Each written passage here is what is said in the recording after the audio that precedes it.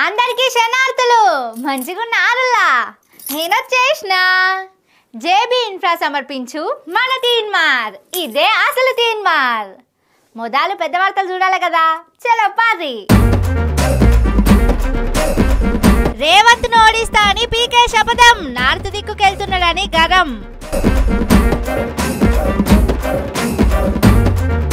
కేసీఆర్ మళ్ళీ రావాలని ట్వీట్లు రాష్ట్ర పాలన గాడి తప్పిందని నటుడి కామెంట్లు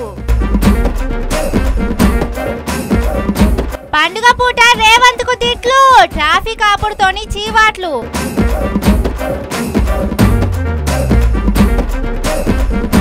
జీఎస్టీ వసూళ్లలో వెనుకబడ్డ రాష్ట్రం అప్పులతోని డెవలప్మెంట్ ఆగం సిబ్బందే చింపుతున్నారు పోస్టర్లు పార్టీ కక్షలకు ఉద్యోగులతో పనులు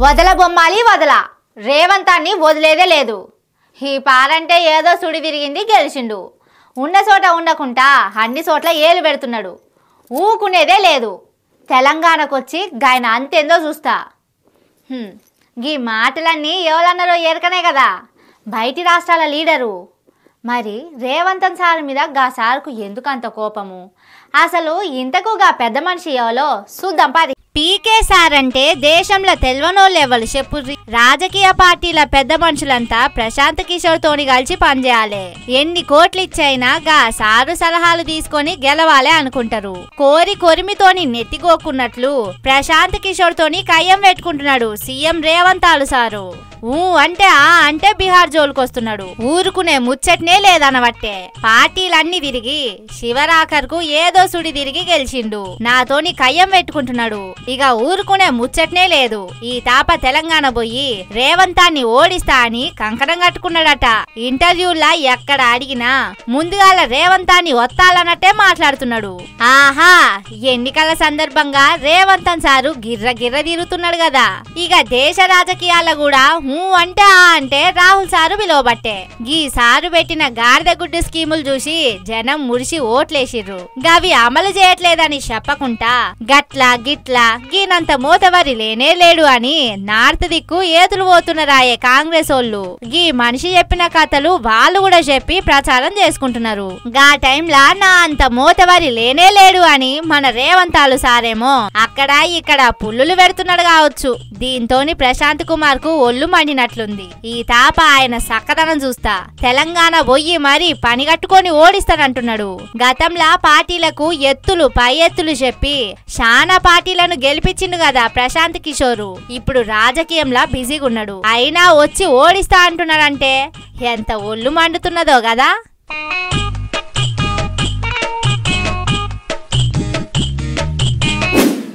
నాతోటే ప్రాబ్లం అయితే చెప్పుర్రి నేను ఇడికెంచి పోతా నాతోనే ప్రాబ్లం అయితే చెప్పుర్రి నేను ఇరికించి పోతా ఓ పొల్లా నువ్వున్నావనే తీన్మార్ చూస్తున్నాం ఇప్పుడు నువ్వు కూడా పోతే ఎవరిని చూడాలి మీతోటి నాకేం ప్రాబ్లం అని అనుకుంటున్నారు కదా గీ మాట అంటున్నది నేను కాదుల్లా గీ డైలాగ్ను ఫేమస్ చేసిన రాహుల్ రామకృష్ణ అని ఉన్నాడు కదా గా అన్ననే మళ్ళీ ట్రెండింగ్లోకి వచ్చిండు అన్నట్టే గాయపోయిండు రేవంత్ సర్కార్ మీద సినిమా లెవెల్లో పంచులు ఇడిచి నాతోటే ప్రాబ్లం అవుతున్నదని మాయమైండు సినిమా ఆర్టిస్టులంటే ఎవ్వలతోని లొల్లి లేకుండా ఏదో బతికెళ్ళ తీస్తుంటారు కానీ మన తెలంగాణ ఆర్టిస్టులు అట్లా కాదు కదా కుండ బద్దలు కొట్టినట్టు మాట్లాడతారాయే గదే చేసిండు రాహుల్ రామకృష్ణన్న కూడా కేసీఆర్ సారు రావాలే బాపు వస్తేనే రాష్ట్రం చక్కగా అవుతుందని తెలంగాణలో సంటిపోరని అడిగినా చెబుతారు కదా కాకుంటే కొందరు మాత్రం గీ పాటోళ్లతోని పంచాదెందుకులే అని గమ్మునుంటారు కానీ రాహుల్ కృష్ణన్న మాత్రం అట్లా కాకుండా కుల్లం కుల్లా మనసులో ఉన్న మాట బయటకు చెప్పిండు ట్విట్టర్ లో పెడితే అందరికి తెలుస్తుంది కాబట్టి అండ్ల పెట్టిండు గంతే మరి ఏమన్నాడయ్యా అంటే రాష్ట్రం మళ్ళా మునిగింది గీ కాంగ్రెస్ వాళ్ళు ఇచ్చిన హామీలన్నీ గంగల కలిసినాయి గీ టైంలో బాపు కేసీఆర్ ఉంటేనే రాష్ట్రం చక్కగా అవుతుందని కామెంట్ చేసిండు దీంతోని కాంగ్రెస్ తరపున పైసల కోసం సోషల్ మీడియా నడిపేటోళ్ళు ఉంటారు కదా వాళ్ళందరికీ కోపం వచ్చింది అందరు గట్టిగానే అరుచుకున్నారు కాంగ్రెస్ పార్టీని కానీ పైసల కోసం నడిపేటోళ్ళంతా అడ్డం తిరిగిర్రు అయినా ఆగలేదు ఇంకో కామెంట్ కూడా చేసిండు పెట్టిండు. ఈ తాప గాంధీ తాతను కూడా నడిమిట్ల గుంజిండు. నిన్న దసరా కదా, ముక్కా సుక్కా ముచ్చట్లా హట్ అయిండు కావచ్చు. గాంధీ తాతతోని పంచాది పెట్టుకున్నాడు. ఇక గిదే సందని ఎక్స్ ఖాతాల తేనిగల్ లెక్క ముసిరిర్రు. ఇక నాతోని ప్రాబ్లం అవుతున్నది, నేనే ఇడికెంచి పోతా అని గాప్ చూప్ సాంబార్ బుడ్డి అయిండు. ఎక్స్ ఖాతా హ్యాండిల్ ను కూడా డియాక్టివేట్ చేసుకున్నాడు. ఇచ్చిన హామీలు గంగల కలిపిర్రు. హైదరాబాద్ మునిగిపోతున్నా పట్టించుకున్న దిక్కు లేదు అని ఒక దిక్కు కాంగ్రెస్ వాళ్లకు కాకా పెట్టిండు. కేసీఆర్ లాంటి లీడర్ కావాలని బీఆర్ఎస్ పార్టీలకు దసరా బోనస్ ఇచ్చిండు. అంతల్నే గాంధీ తాత విషయంలో నాల్క గడుచుకొని మాయమైండు. అట్లున్నది రాహుల్ అన్న పంచాది.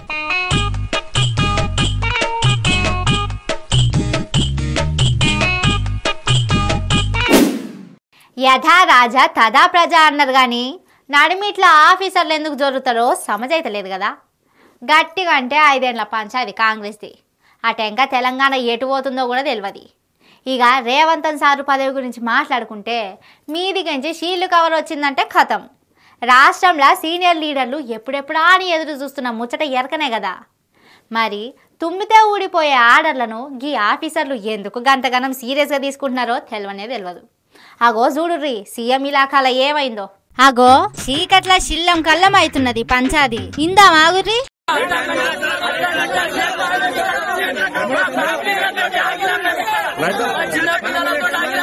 ఓయ్ ఏదో అంటున్నారు గాని సక్కంగా ఇనొస్తలేవు. అన్నా క్లియర్ గా చెప్పుర్రే.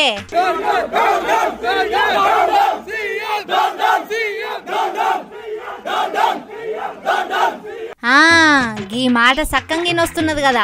ఏందే లొల్లి అంటే కయ్య మీద పడుతుండే. ఇమ్మర్సగా చెప్పుర్రే అంటే ఒక్క మాటలో తేల్చిర్రు. పండగ పూట రాష్ట్ర ప్రజలకు శుభాకాంక్షలు చెప్పాలి. వాళ్ళు కూడా మా సారే ఎంత మంచి పనులు చేస్తున్నాడో అని తలుచుకోవాలి. అట్లా కాకుండా సీఎం డౌన్ డౌన్ అని నోటికొచ్చిన మాట అనబడుతుంది. సీఎం రేవంతే పెద్ద మూతవరా, ఆయన ఒక్కడికే పండుగుంటదా మాకుండదా అని గట్టిగానే అరుచుకుంటున్నారు జనాలు. కదిలిస్తే చాలు తిట్టిపోస్తున్నారు.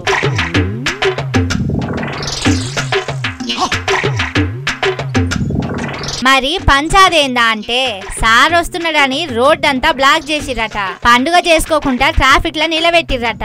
ఎంత కోపం వస్తుంది చెప్పుర్రి. వికారాబాద్ జిల్లా కొండారెడ్డిపల్లి దసరా పండుగల పాల్గొని పరిగ మీదంగా కొడంగల్ వెళ్తున్నాడంట సీఎం. గంతే తొవ్వెమ్మటి మొత్తం బంద్ పెట్టిరట.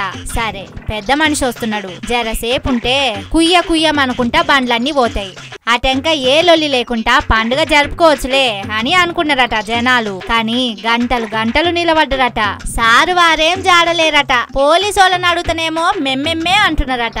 పాపం వాళ్ళకైనా సక్కంగా సమాచారం ఇస్తే జనాలను కంట్రోల్ చేస్తారు. లేకుంటే మీ పండుగ గానీర్రి అంటారు. జనం ముంగట అవమానాలు పడేదెంగిల్లా, క్లారిటీ లేకుండా పోయేదేం సీఎమ్మ. మంచిగున్నది కథ. ఆయనకొక్కడికే ఉంటదా పండగ, మాకుండదా అని జనాలంతా నానా మాటలు అన్నారు. కాకుంటే గా మాటలన్నీ ఆయనే విన్నాడు కదా. వీళ్ళ కోపాన్నంతా తీసుకోవాల్సింది పోలీసోళ్ళేనాయే. ఆయనకేం తెలుస్తుంది గా నొప్పి కథనుల్లా.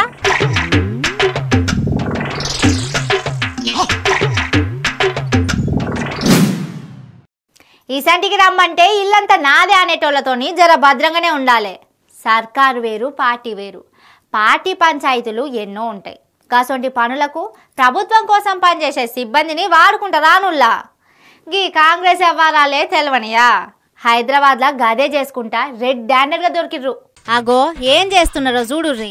అచ్చం బీఆర్ఎస్ పార్టీ పోస్టర్లు మాత్రమే చింపుతున్నారట. అయినా గవేం పనులుల్లా. పండగ వచ్చినప్పుడు అన్ని పార్టీలోళ్ళు శుభాకాంక్షలు చెప్తారు. గసొంటి పేపర్లు చింపుతారు.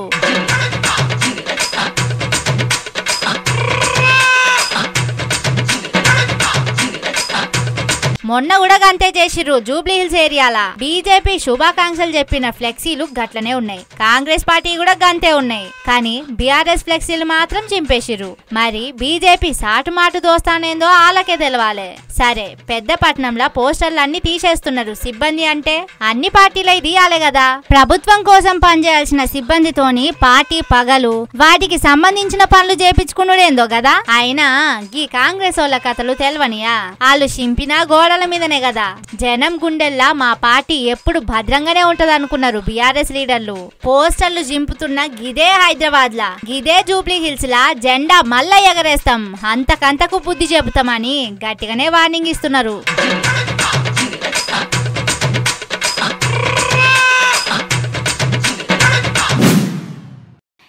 కిందకెంచి మీదికి వచ్చినాం, మేం శంగ ఎగురుకుంటూ వచ్చినాం. గివి కాదుల్లా, వచ్చి ఏం పొడిచినాం ఏం పొడుస్తున్నాం గది కూడా చూసుకోవాలి కదా. అసలు మన మంత్రులు ఎవరు, వాళ్ళ బ్యాక్గ్రౌండ్ ఏంటి, గా పదవుల్లా సరైనోళ్ళే ఉన్నారా, వాళ్ళకేం తెలుసని గా మంత్రి పదవులు ఇచ్చిర్రు, గా ముచ్చట జనాలకు ఎరకలేదంటారా? అగో లెక్కలు పత్రాలల్లో కూడా గదే తెలుస్తున్నది. అప్పులు అప్పులు అప్పులు, అప్పు అంటే చాలు చెప్పులేసుకొని బయలుదేరుతూనే ఉంటాడు సీఎం రేవంత్ రెడ్డి సారు. నిద్రలో కూడా అప్పు అప్పు అని కలవరిస్తాడు కావచ్చు. వేలకు వేల కోట్ల అప్పు తెచ్చుకుంటా రాష్ట్రానికి ఆర్థిక వనరులు ఏమున్నాయి, ఖజానాను నింపుడంటే అప్పులతోనేనా, ఇంకేమన్నా దారున్నదా అని చూసుకోవాలి కదా. గదేం ఉండది, ఆస్తులు తనఖా పెట్టుడు, లేకుంటే గదో గిదో చెప్పుడు, అప్పులు తెచ్చుడు. అర్రే జిఎస్టీ ఎట్లా వసూలు చేయాలి, లెక్కల ప్రకారం ఎంత రావాలి, ఎంత వస్తున్నది అని సోయున్నదా పరిపాలనా యంత్రాంగానికి? వాళ్లను ముళ్ళు వెట్టి పొడుస్తుంటే ఉరుకుతారు, ఏవేవో లేనిపోని పండ్ల మీద ఉరికిపిస్తుంటారు, అసలు దాడులు ఇడిచేస్తారు. దేశం మొత్తంలో మన తెలంగాణ జిఎస్టీ వసూళ్లు ఎట్లున్నాయో చూడుర్రి. ఎక్కడున్న గ్రాఫు ఎక్కడ దాకా పడిపోయింది కానొస్తూనే ఉన్నది కదా. 33 నుంచి 1కొచ్చి శివరాఖర్కు 5 పాయింట్ల మైనస్ లో పడ్డది. పోయినేడాదికి ఈ ఏడాదికే ఇంత గ్యాప్ ఉన్నదంటే ఇక పరిపాలనా యంత్రాంగం ఎంత చక్కగున్నదో. వాళ్ళను గట్ల పెట్టవలసిన మంత్రులకు ఏ మాత్రం నాలెడ్జ్ ఉందో తెలుస్తూనే ఉన్నది కదా. గివేం బట్టయి ఊరుకో ఊరుకు, అప్పు అప్పు అప్పు, ఇంకెంత అప్పు కావాలి, ఎక్కడికెంచి అప్పు తేవాలి, గివే ఆలోచనలతోటి పనిచేస్తుంటే మన రేవంత్ సార్కు ఎన్ని అవార్డులు ఇచ్చినా తప్పులేదు కావచ్చు.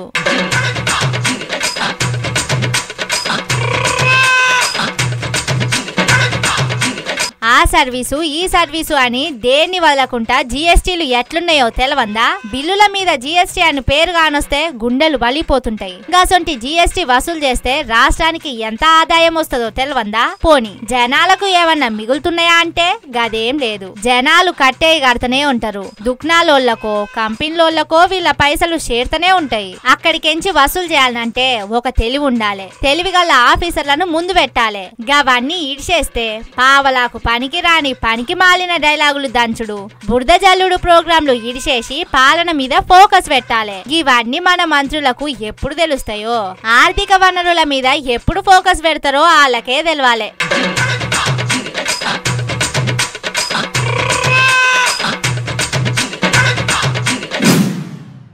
ఇవి ఆల్టి ముచ్చట్లు. ఇంకిని మస్తు మస్తు ముచ్చట్లతోటి మళ్ళొస్తా. చూస్తూనే ఉండుర్రి మన తీన్మార్. ఇదే అసలు తీన్మార్.